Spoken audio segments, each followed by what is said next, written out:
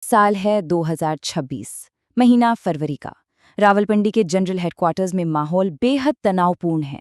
पाकिस्तान के सबसे बड़े जनरल एक वॉर रूम में हैं और उनकी नज़रें सैटेलाइट तस्वीरों पर गड़ी हैं। स्क्रीन पर काबुल की गलियां, टीटीपी के ठिकाने, तालिबान के हथियार डिपो, सब कुछ साफ दिख रहा है। लेकिन इन जनरलों के सामने एक ऐसी मुश्किल है जो शायद ही किसी सेना ने कभी झेली होगी। उन्हें उस ताकत को मिटाना था जिसे कभी उन्होंने खुद अपने हाथों से बनाया था, पाला पोसा था। और फिर आती है 27 फरवरी 2026 की तारीख। पाकिस्तान के रक्षा मंत्री ख्वाजा आसिफ दुनिया के सामने एक ऐसा ऐलान करते हैं जिसकी कुछ साल पहले तक कोई कल्पना भी नहीं कर सकता था। वो एक खुली जंग का ऐलान करते हैं। अब कोई भी यही सोचेगा कि पाकिस्तान का ये ऐलान भारत के खिलाफ होगा, हमेशा की तरह। लेकिन नहीं, ये ऐलान था अफगानिस्तान पर राज कर रही तालिबान सरकार के खिलाफ। जी हाँ, वही तालिबान जिसे पाकिस्तान की खुफिया एजेंसी ISI ने ट्रेनिंग दी, पैसा दिया और दशकों तक दुनिया की नज़रों से बचाकर पनाह भी दी। आज पाकिस्तान उसी तालिबान के खिलाफ जंग छिड़ चुका था। तो सवाल ये उठता है कि आखिर ये सब हुआ कैसे? कैसे पाकिस्तान की अपनी ही सबसे बड़ी क्रिएशन उसका सबसे भयानक सपना बन गई? इस सवाल का जवाब आज में नहीं, बल्कि इतिहास में छिपा है। ये समझने के लिए कि ये दोस्त दुश्मन कैसे बन गए, हमें कहानी की बिल्कुल शुरुआत में चलना होगा। कहानी शुरू होती है 90 के दशक में। अफगानिस्तान में सिविल वॉर चल रहा था और पाकिस्तान की ISI को इसमें एक मौका दिखा। उन्हें लगा कि अगर अफगानिस्तान में उनकी एक कठपुतली सरकार बैठ जाए तो भारत के खिलाफ उन्हें स्ट्रैटेजिक डेप्थ मिल जाएगी, यानी एक ऐसा पड़ोसी जो हमेशा उनके साथ रहे। 1994 में उन्होंने मुल्ला उमर नाम के एक लोकल लड़ाके को चुना और उसे पैसा, ट्रेनिंग, हथियार सब कुछ दिया। और महज 2 साल में 1996 तक तालिबान ने काबुल पर कब्जा कर लिया। यहाँ तक कि 9/11 हमलों के बाद जब अमेरिका ने तालिबान को सत्ता से हटाया, तब भी पाकिस्तान ने डबल गेम खेला। दुनिया के सामने अमेरिका का साथ दिया, पर पीठ पीछे तालिबान को पनाह देता रहा। और जब 2021 में तालिबान वापस काबुल लौटा तो पाकिस्तान के प्रधानमंत्री इमरान खान ने तो जश्न मनाते हुए कह दिया कि अफगानिस्तान ने गुलामी की जंजीरें तोड़ दी हैं। पाकिस्तान को लगा कि उसका मिशन कामयाब हो गया, उसकी कठपुतलियां काबुल की गद्दी पर वापस आ चुकी थी। लेकिन वो एक बुनियादी बात भूल गए थे। मजहबी कट्टरता की जो आग होती है ना, उसे ज्यादा देर तक काबू में नहीं रखा जा सकता। वो आग अपने ही नियम बनाती है और बहुत जल्द वही आग पाकिस्तान के अपने घर को जलाने वाली थी। और यही एंट्री होती है तहरीक तालिबान पाकिस्तान की, यानी TTP। ये वही लड़ाके थे जो ISI के मदरसों में पले बढ़े थे, अफगान तालिबान के साथ मिलकर लड़े थे। लेकिन TTP पाकिस्तान से नफरत करता था। क्यों? क्योंकि पाकिस्तान ने अमेरिका के वॉर ऑन टेरर का साथ दिया था और TTP का सिर्फ एक ही मकसद है, पाकिस्तान की सरकार को गिराकर वहां शरिया कानून लागू करना।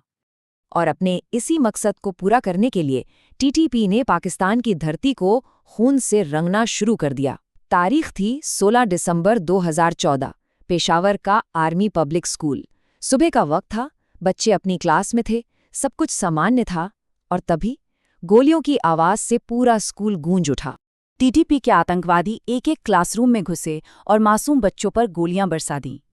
उस एक दिन में 149 जानें गईं। उनमें से 132 बच्चे थे। किसी की उम्र 8 साल थी तो किसी के 18। उस दिन को आज भी पाकिस्तान के इतिहास का सबसे काला दिन माना जाता है। 2021 में अफगानिस्तान में तालिबान की वापसी के बाद TTP और भी ज्यादा खूंखार हो गया। जरा ही आंकड़े देखिए, 2024 में पाकिस्तान के अंदर आतंकी हमलों में 2236 लोग मारे गए और सिर्फ एक साल बाद 2025 में यह आंकड़ा लगभग दोगुना होकर 4001 तक पहुंच गया। हालात बद से बदतर होते जा रहे थे। तो अब तक स्थिति एक बहुत ही अजीब मोड़ पर आ चुकी थी। पाकिस्तान का सबसे बड़ा दुश्मन यानी TTP खुलेआम पाकिस्तान के सबसे पुराने दोस्त यानी अफगान तालिबान की पनाह में ऑपरेट कर रहा था। ये विडंबना देखिए, जैसा पाकिस्तान ने सालों तक ओसामा बिन लादेन को छुपाकर अमेरिका के साथ किया था, अब तालिबान हूबहू वही पाकिस्तान के साथ कर रहा था। पाकिस्तान ने तालिबान से बस एक ही चीज मांगी, TTP को खत्म करो। लेकिन तालिबान के लिए ये नामुमकिन था। क्यों?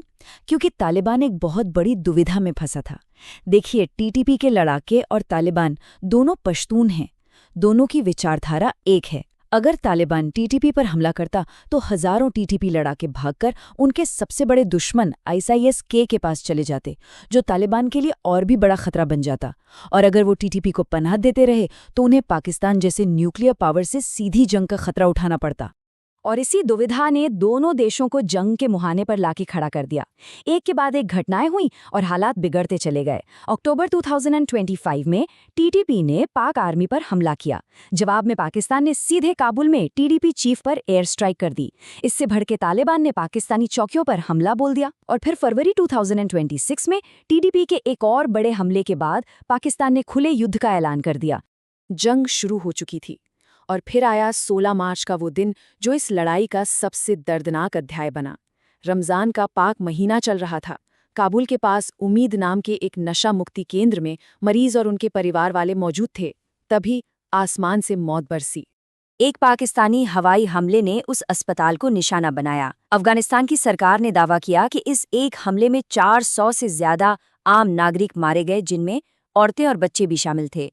पाकिस्तान ने कहा कि उनका निशाना आतंकी ठिकाना था, अस्पताल नहीं। लेकिन हमले के बाद जो तस्वीरें और वीडियो सामने आए वो एक अलग ही कहानी बयां कर रहे थे।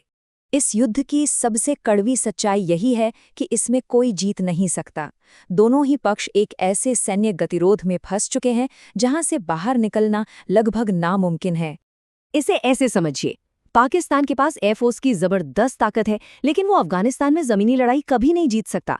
इतिहास गवाह है, सोवियत यूनियन से लेकर अमेरिका तक दुनिया की कोई भी सुपर पावर अफगानिस्तान की जमीन पर नहीं जीत पाई। वहीं दूसरी तरफ तालिबान गुरिल्ला लड़ाई का मास्टर है, लेकिन वो पाकिस्तान की प्रोफेशनल आर्मी से आमने सामने की जंग में नहीं टिक सकता। तो नतीजा क्या है? एक कभी ना खत्म होने वाली लड़ाई, हमलों और सीज फायर का एक अंतहीन सिलसिला। लेकिन इस पूरी कहानी में एक आखिरी और सबसे बड़ा मोड़ है, एक ऐसी विडंबना जिसके बारे में शायद पाकिस्तान के जनरलों ने सपने में भी नहीं सोचा होगा। जरा याद कीजिए, ये सब शुरू क्यों हुआ था? पाकिस्तान ने तालिबान को सिर्फ और सिर्फ एक कारण से बनाया था, भारत के खिलाफ स्ट्रेटेजिक डेप्थ हासिल करने के लिए, ताकि अफगानिस्तान हमेशा भारत का दुश्मन और पाकिस्तान का दोस्त बना रहे। यही उनकी 30 साल की फॉरेन पॉलिसी का सबसे बड़ा आधार था। और अब 2026 की हकीकत देखिए। जिस तालिबान को पाकिस्तान ने भारत के खिलाफ खड़ा किया था, वही तालिबान आज भारत के साथ व्यापार और इंफ्रास्ट्रक्चर के बड़े बड़े समझौते कर रहा है। भारतीय कंपनियों को अफगानिस्तान में काम मिल रहा है और तालिबान भारत को एक अहम पार्टनर के तौर पर देख रहा है। तो पाकिस्तान ने एक आग जलाई थी ताकि उसका पड़ोसी जले, लेकिन आज वही आग पलटकर उसी के घर तक पहुंच चुकी है।